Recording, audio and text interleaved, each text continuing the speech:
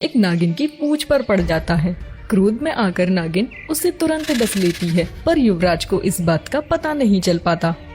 माँ, पता नहीं ऐसा क्यों लग रहा है कि मेरे पैर में कुछ चुभ गया हो। बेटा, ये जंगल है, यहाँ पर कांटे वाले पेड़ बहुत होते हैं। जब हम लकड़ियाँ काटने जाया करते थे तब हमारे पैरों में भी कांटे चुभ जाया करते थे। बस थोड़ी ही देर में हम तुम्हारे पिताजी के पास पहुँच जाएंगे। युवराज इस बात को अनदेखा कर आगे बढ़ जाते हैं और कुछ ही दूरी पर जाकर वह अचानक से जमीन पर गिर पड़ते हैं और उनके मुंह से झाग निकलने लगता है। बेटा बेटा, ये क्या हुआ वैभव? उठो, तुम्हारे पिताजी बरसों से तुम्हारी राह देख रहे हैं। बेटा, ये तुम्हारे मुंह से झाग कैसे निकल रहा है? उठो बेटा, अपनी माँ को ऐसे मत डराओ। हमें तुम्हारे पिताजी को दिया हुआ वचन पूरा करना है। हे ईश्वर, क्या ये ही तेरा न्याय है? 20 साल की तपस्या का फल तूने मुझे यही दिया। बेटा, तेरे कारण ही मैंने महल छोड़ा और तू ही मुझे छोड़कर चला गया। रानी युवराज को उठाने की बहुत कोशिश करती हैं, पर तब तक राजकुमार के प्राण निकल चुके थे। यह पूरा दृश्य एक पेड़ के पीछे छिपी नागिन देख रही होती है। हे भगवान, मैंने क्रोध में आकर अनजाने में युवराज को डस लिया। अब रानी जी अपना वचन पूरा कैसे करेंगी? मुझे अपने स्वामी को सब बताना होगा। नागिन घबराई हुई अपने बिल की ओर दौड़ती है और वहां पहुंचकर सारी घटना इच्छाधारी नाग को बताती है। इधर रानी जी सदमे में बेहोश हो जाती हैं।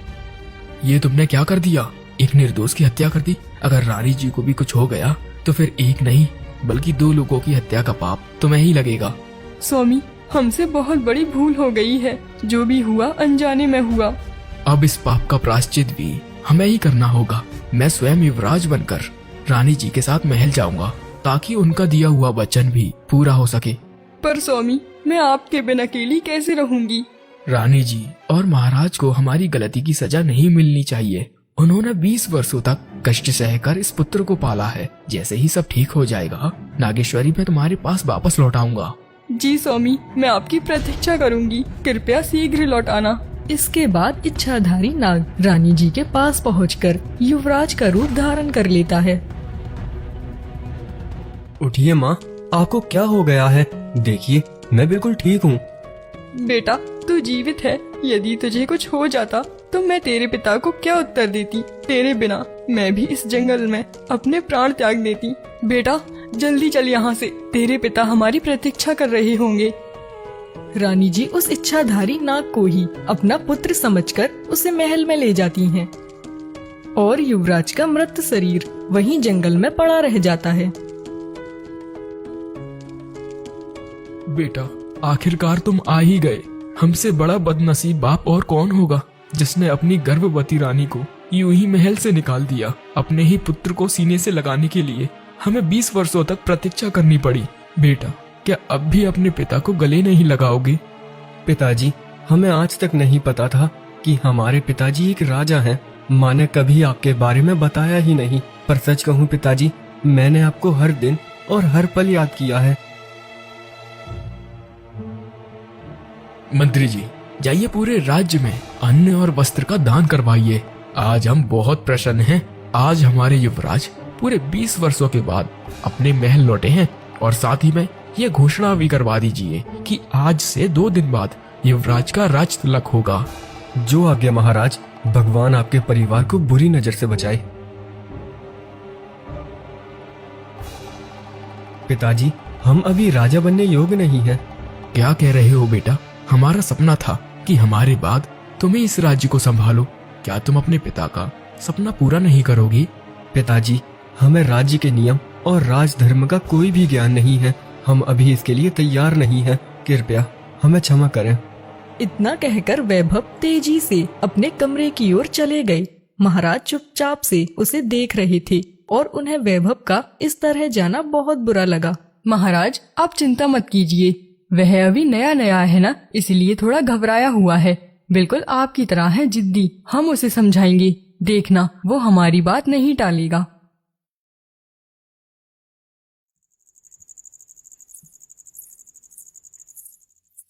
बेटा, तुम्हें पिताजी को ऐसे जवाब नहीं देना चाहिए था। सोचा है उन्हें कितना दुख हुआ होगा। सबके सामने उनका सिर शर्म से झुक गया। माँ, आप समझ क्यों नहीं रही हो? मैं राजा नहीं बन सकता। हमारी कुछ अपनी जिम्मेदारियां हैं, कुछ ऐसे सच जो मैं नहीं बता सकता। बेटा, आज नहीं तो कल तुम्हें ही राजा बनना है। क्या तुम उनके बुढ़ापे का सहारा नहीं बनोगे? माँ, शायद राजा बनने योग्य कोई और होगा, मैं नहीं। कैसी बहकी बहकी बातें कर रहे हो तुम? सुनो वैभव, तुम्हें अपने पिता की बात माननी होगी। यदि तुमने ऐसा नहीं किया तो तुम मेरा मरा हुआ मुंह देखोगे। माँ, ऐसा मत कहिए। महारानी जी गुस्से में वहाँ से चली गईं और नागेश अपना सच किसी को नहीं बता पाया। मजबूरी में उसे अपनी माँ की बात माननी पड़ी। अब नागेश को राजा बना दिया गया। एक दिन नागेश चुपके से नागेश्वरी से मिलने जंगल की ओर निकल पड़ा। स्वामी, आप आ गए। आपने आने में बहुत देर कर दी। नागेश्वरी, अब सब कुछ बदल गया है। अब मैं वहाँ का राजा बन गया हूँ और मुझे वापस जाना होगा।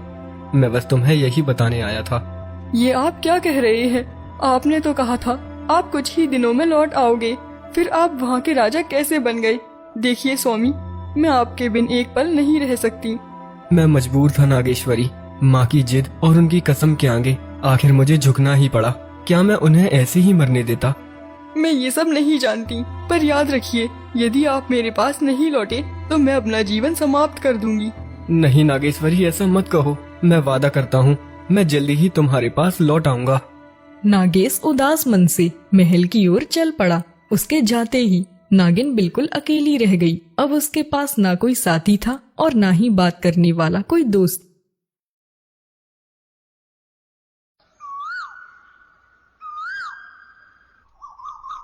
अरे बेटा, हमने आपके लिए एक सुंदर राजकुमारी देखी है। अब तो बस शुभ मुहूर्त देखकर आपका विवाह उससे करा देंगे।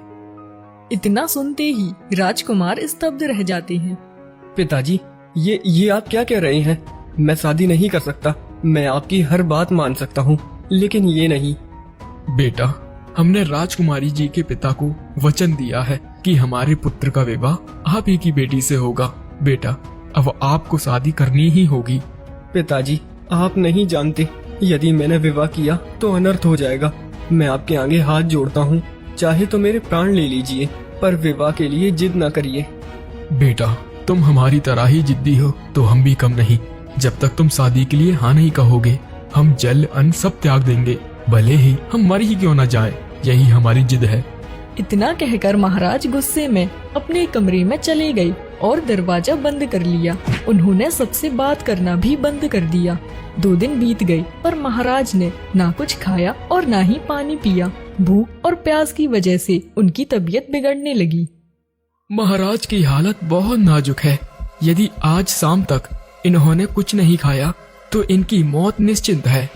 वैभव, देख अपने पिता की हालत। अपनी जिद छोड़ दे बेटा, उनके प्राण बचा ले। वैभव अपने पिता की ऐसी हालत नहीं देख सका और उसका मन पिघल गया। पिताजी, बस कीजिए, आप कुछ खा लीजिए। मैं तैयार हूँ। जहाँ आप कहोगे मैं वहाँ विवाह कर लूंगा। मैं आपको इस हालत में नहीं देख सकता। मुझे पता था बेटा कि मेरा बेटा मुझे मरने नहीं देगा।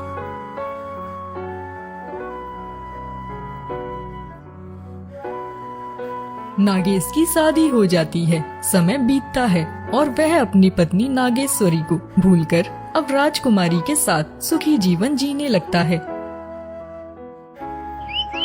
और कुछ सालों बाद ही युवराज के एक पुत्र का जन्म होता है। सुना है महाराज का पुत्र बहुत सुंदर है और पूरे राज्य में खुशियां मनाई जा रही हैं। नागेश्वरी एक पेड़ के पीछे छिपकर उन दोनों की बातें सुन रही होती है। वह तुरंत मनुष्य रूप धारण करती है। कौन महाराज? किसकी संतान की बात कर रही हो? अरे, तुम्हें नहीं पता, राजा वैभव की पहली संतान हुई है। बड़ा ही मनमोहक बालक है। नहीं नहीं, मेरे स्वामी ऐसा नहीं कर सकते। जरूर कोई धोखा हुआ है। उनकी पत्नी तो मैं हूँ। वो किसी और से शादी कैसे कर सकते हैं? रात के अंधेरे में नागेश्वरी महल में घुसती है। वह चुपके से वैभव के शयन कक्ष में पहुंचती है और देखती है वैभव अपनी पत्नी और नवजात शिशु के साथ बड़े ही प्यार से सो रहा है। यह देखकर नागेश्वरी के पैरों तले जमीन खिसक जाती है। तभी नागेश की आंखें खुली। अरे नागेश्वरी, यहाँ से चली जाओ। अगर तुम्हें किसी ने देख लिया तो अनर्थ हो जाएगा। मैं तुम्हें सब समझा दूंगा, बस अभी यहाँ से चली जाओ। अब समझने को बचा ही क्या है नागेश। आपने मेरे साथ विश्वासघात किया है। आपने इस राज्य के सुख के आगे आप हमें भूल गए। हम कब से आपकी प्रतीक्षा कर रहे थे। आज इस राजकुमारी और पुत्र के कारण आपने मुझे भुला दिया। नहीं नागेश्वरी, मैं आज भी तुमसे प्रेम करता हूँ, पर मैं इस राज्य का राजा हूँ तो मेरी भी कुछ मर्यादाएं हैं। तुम जल्दी जाओ नागेश्वरी, तुम्हें हमारी कसम। नागेश्वरी अपने पति की बात मानकर वहाँ से चली गई। पर कुछ दूरी पर चलने के बाद वह कहती है, जिसने मेरा घर उजाड़ा है मैं उसे जान से मार दूंगी। नागिन फिर से महल की ओर जाने लगी। इस बच्चे के कारण ही मेरे पति मुझसे दूर हुए हैं। मैं इस बच्चे को ही डस के मार दूंगी। जैसे ही नागिन उसके पास जाती है, बच्चा जोर जोर से रोने लगा और उसके रोने की आवाज सुनकर राजकुमारी उठती है और उसे अपना दूध पिलाने लगती हैं। नहीं, मैं इस मासूम को नहीं मार सकती। इसने मेरा क्या बिगाड़ा है। और राजकुमारी को भी नहीं मार सकती। अगर उन्हें मार दिया तो इस बच्चे का ख्याल कौन रखेगा। नहीं नहीं, ये पाप मुझसे नहीं होगा। घंटों तक सोचने के बाद नागिन ने अपना फन पटक पटक कर वहीं अपनी जान दे दी। और अगली सुबह जब नागेश ने अपनी पत्नी को देखा तो वह उसे देखकर फूट फूट कर रोने लगा।